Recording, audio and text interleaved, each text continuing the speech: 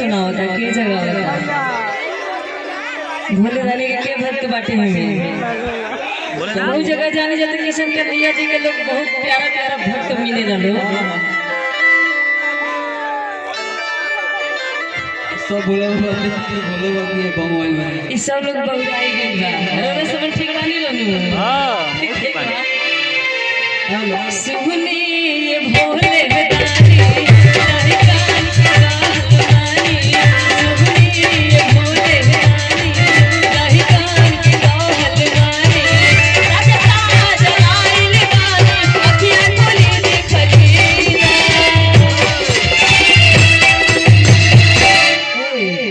पीली पुदीना पीली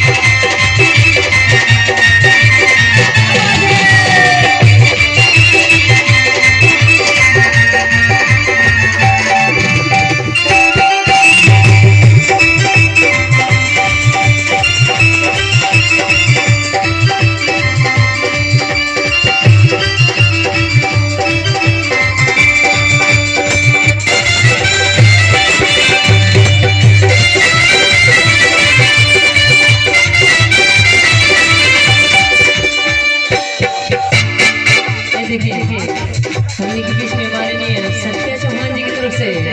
बहुत सारा पुरस्कार आए आप लोगों के बीच में भोले दानी का पुदीना भी है मिलने के लोग क्या चाहता है सुहानी जी क्या जी ए हल्ला रोरे के लोग खाली रोटी बेले आवे ताली बजावे ना अगर वो रोटियां ना बनी तो हेना रतिया खलो रोरे जान तो घर बना के खाऊ के पड़ जाएगी वो तो हमनियों के बना ले जी हमनी के ना बना ले जा लेकिन यहाँ सब के खेतवा कोड़ी पाए जा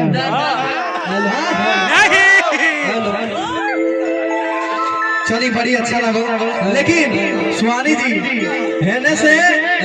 हम ये कहे कि खाली रोटी बेले के आला ताली बजा के ना आला एक बार हम चिल्ला देब तो हमर भैया लोग के देखी हां करता हो जाए तनी एक बार हाथ उठा के चिल्ला दे बजा लो देख ली सुहानी जी यार देखनिया तनी हेने से चिल्ला के दिखाई ई चिल्लाए वाला हलो तब का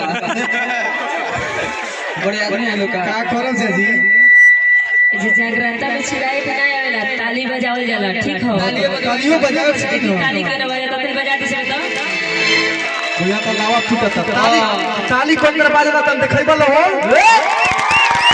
देख ली भाई ताली ई बात है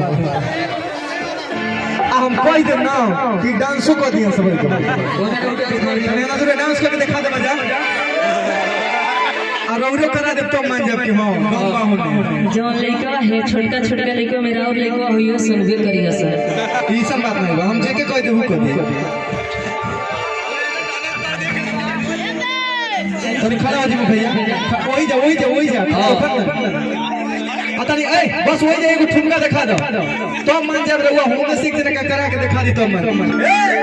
अरे पीली पुदीना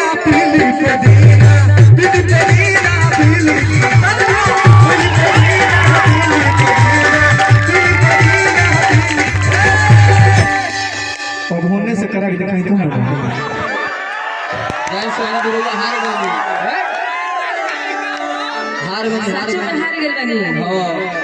बनी होने के होने नाची ताली बजा के डांस एगो उठ के डांस कर नहीं ताली हो जाला चलियो बाजी तो मान ले बढ़िया से ताली बजा ठीक है एक बार कि मामा लगावला पिया हो बहुआ लगावला मामा लगावला पिया हो बहुआ लगावला त कहे न लगावला पिया हो कहे न लगावला पिया हो निमिया के लगावला पिया हो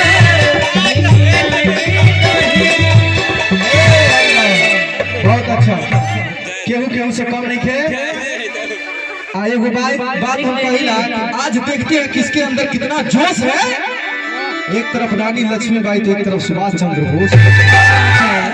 दोनों लोग में से कोई कम नहीं है। सबके एक बार दोनों हाथ उठा के ताली बजा दे एक बार। वाह काहे न लगा